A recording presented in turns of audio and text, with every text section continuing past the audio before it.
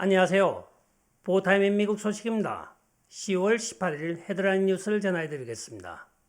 보타임의 오늘의 첫 번째 소식을 전해드리겠습니다. 경악할 만한 소식이 지금 보도가 되고 있습니다. 보스턴 유니버시티 연구소에서 치사율이 80%에 달하는 변종 바이러스를 생산한 것으로 지금 밝혀져 충격을 주고 있습니다. 이는 데일리 메일이 보도한 바에 따르면 이들은 우한 바이러스와 최근에 많이 유행하고 있는 오미크론을 합성하여 실험쥐에 투여한 결과 80%의 치사율을 보이고 있다고 합니다. 반면에 오미크론만 투여한 쥐에는 약간의 증세만 겪다가 치사율은 제로로 나타나고 있다고 하는데, 미국에서 기능 획득 연구를 위한 바이러스 시험은 금지가 된 지가 꽤 됐습니다. 그러나 이 보스턴 유니버시티는 닥터 파우치가 자금을 지원하는 국립 알레르기 연구소와 닥터 스타조크가 지원하고 있는 이코 얼라이언스 두 군데서 개발 자금을 지원받아 이것을 합성하였다고 오늘 폭로가 되고 있는 것입니다. 미국 내에서 제조할 수도 없는 이러한 치사율이 굉장한 80%나 달하는 변종 바이러스를 이들이 왜 개발을 해야 되고, 또 그것을 미국 본토 땅에서 행해야 되는지 아무도 이해를 하지 못하겠다고 하면서 데일리 메일이 오늘 폭로를 하고 있습니다. 말매 이 기자의 보도에 따르면 이들을 즉시 체포하고 구금해야 한다고까지 이야기를 하고 있습니다.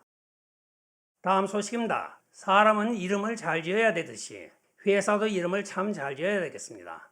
페이스북이 메타라는 상호로 변경한 지가 1년이 넘었습니다. 메타가 바로 죽음을 뜻하죠. 이들의 상호 변경과 마찬가지로 페이스북이 개발하였던 가상 체험을 한다는 호라이즌 월드 그 사이트가 지금 폭망의 길로 들어서고 있는 것으로 밝혀지고 있습니다.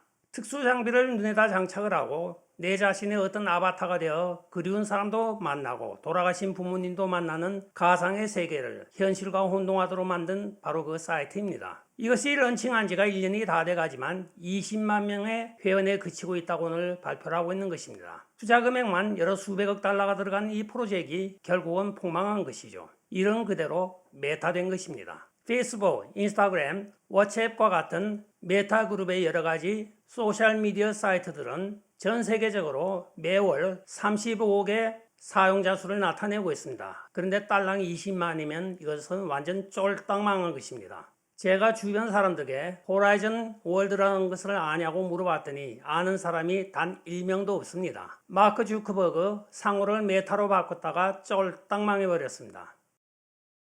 다음 소식입니다. 11월 8일은 미국의 그 유명한 중간선거가 있는 날입니다. 오늘 라스무센의 발표에 따르면 유권자들의 77%가 교육이 가장 중요하다고 생각한다고 여론조사에서 나타나고 있습니다. 이것은 미국의 최근에 공교육에서 나타나고 있는 인종이론과 성평등 이론 등 여러 가지 잘못된 관행에 대하여 학부형들이 그만큼 식상해하고 또한 많은 정상적인 유권자들이 이제는 공교육을 정상으로 돌려야 될 때가 되었다고 생각하는 것이라고 라스무센에서는 평가를 하고 있습니다. 77%가 교육이 가장 중요하다고 여론조사에 나타나는 반면에 18%만 별 관계가 없다고 이야기를 하고 있는 것으로 나타나고 있습니다. 따라서 유권자 여러 층을 종합해 볼 때 학부형과 일반 시민들은 공교육이 지금 잘못되어 있다는 것을 절감을 하고 공교육 개혁에 앞장서야 된다고 생각하고 있는 것입니다. 한편 유권자의 68%는 공립학교가 논쟁적인 신념과 태도를 조장하고 있다는 여론조사를 발표하고 있습니다. 다음 소식입니다. 여러분들도 잘 아시는 스티브 배넌이 오늘 DOJ로부터 1년의 실형과 20만 불의 벌금형을 구형을 받았습니다. 오는 10월 28일 재판을 앞두고 있는 스티브 배넌은 일단 배심원단으로부터 유죄 판결을 받은 것은 사실입니다. 선택되지 않은 위원회인 16위원회가 스티브 배넌을 소환하였으나 불응하였다고 하며 의회 모독죄로 기소를 한 것입니다. 모독이라는 단어에 대한 정의를 이들이 알고 냈는지 모르겠습니다. 선택되지 않은 위원회가 의회 모독 운운한다는 자체가 자기 자신들이 바로 의회를 지금 모독하고 있습니다.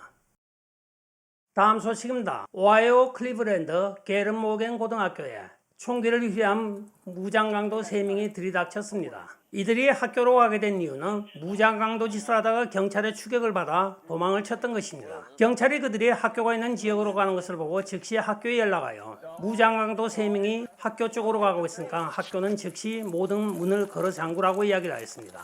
그러나 이 통신 내용을 듣고 있던 그 학교 교감이 참 어처구니 없는 짓을 한 것입니다. 학교 경비원에게 즉시 문을 열어서 그들이 도피할 수 있게 도우고 경찰이 쫓아오니까 그 다음에 문을 잠그라고 이야기를 한 것입니다. 즉 강도를 보호하기 위하여 경찰을 막았던 것입니다. 때마침 동시에 도착한 경찰들이 그들이 학교에 진입하자마자 잡았습니다. 만약에 이들이 무장한 채로 학교에 들어가서 공부하고 있던 학생들을 인질로 잡았으면 어떡할 뻔했냐 하고 지금 지역 신문과 방송이 난리가 나고 있습니다. 이 교감은 평소 때에도 깨어있는 시민이라고 자기 자신을 자부하면서 디펀딩 폴리스를 주장하였던 사람입니다. 디펀딩 폴리스를 주장하는 것까지는 자기의 사상이지만 많은 학생들의 생명이 달려있는 이런 일을 자기 사상을 가지고 경찰을 배제하고 강도를 안으로 들이다니요.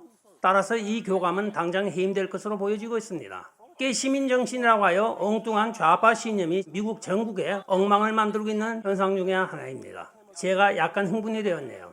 만약에 이 교감의 뻘짓으로 인하여 학생이 다치거나 사상자가 났으면 어쩔 뻔했겠습니까? 자기 사상 때문에 억울한 애들을 죽일 수 있었던 사건이기도 합니다. 다음 소식입니다. 여러분들도 잘 아시는 바로 2021년 위스콘신 케네시아에 있었던 칼 리튼하우스 사건을 아실 것입니다. 칼 리튼하우스가 결국은 무죄 판결을 받고 자유의 몸이 된 1년 만에 오늘 유튜브를 론칭하고 있습니다. 그는 수정헌법 2조를 준수하는 유튜브를 만들겠다고 하며 많은 시청자들을 기대한다고 발표를 하며 총기와 또는 언론의 자유에 대하여 자기는 특화된 유튜브를 운영할 것이라고 이야기를 하고 있습니다. 그때 당시 17세였던 소년이 이제는 어여시 20세가 가까운 청년이 되어 있군요. 오늘의 마지막 소식을 전해드리겠습니다. 2023년은 세계적인 식량 기아가 발생할 것이라고 유엔 식량기구가 오늘 발표를 하고 있습니다. 가장 심각한 것은 미국의 바로 뒷마당에 있는 IT의 경우에는 많지도 않은 인구 가운데 50만 명이 지금 매일매일 굶주리고 있다고 발표가 되고 있고 2만 명은 일주일 이상 음식에 접근조차 못하고 있다고 합니다. 한편 아프리카의 사정도 여기에 만만치가 않습니다. 미국 중부 곡창지대를 가로 흘러 걸프만까지 이어지는 유명한 강, 바로 미주리유 강과 미시시피 강이 있습니다. 6,500km에 달하는 이 긴 강이 수량이 줄어 바지선이 제대로 운행을 못하고 있다고 합니다. 따라서 바지선 한 대당 10불하던 것이 지금 95불까지 치솟아 있습니다. 이 바지선이 왜 중요하냐면 중부 곡창지대에서 모든 곡물을 싣고 곡물을 수출하는 뉴올린즈나 미시시피 항으로 향하고 있기 때문입니다. 최근에는 약 1000대의 바지선들이 뒤에 엉켜서 오도 가도 못하는 총극까지 벌어진 것입니다. 수량이 말라서 바지선이 그렇게 되고 또한 가뭄으로 인하여 중부 밀과 감자의 수확량이 확 줄어 있습니다. 미국 자체도 지금 식량 부족을 경고하고 있는 마당에 제3국에 수출할 식량이 남아나 있을지도 모르겠습니다. 유엔 발표에 따르면 올해 연말까지 2억 5천만 명의 세계인들이 굶주릴 것이라고 발표가 되고 있고 2023년에는 3억 5천만 명 이상이 기아로 고생할 것이라고 발표를 하고 있습니다. 날이 갈수록 심각해지는 식량 부족 현상. 방법은 없겠습니까? 저희 시청자 여러분들은 계획을 잘 세워주시기 바라겠습니다. 끝까지 시청해 주셔서 감사합니다. 좋아요, 구독, 알림 그리고 공유 부탁드리고 댓글 많이 부탁드리겠습니다. 안녕히 계시오. 바이.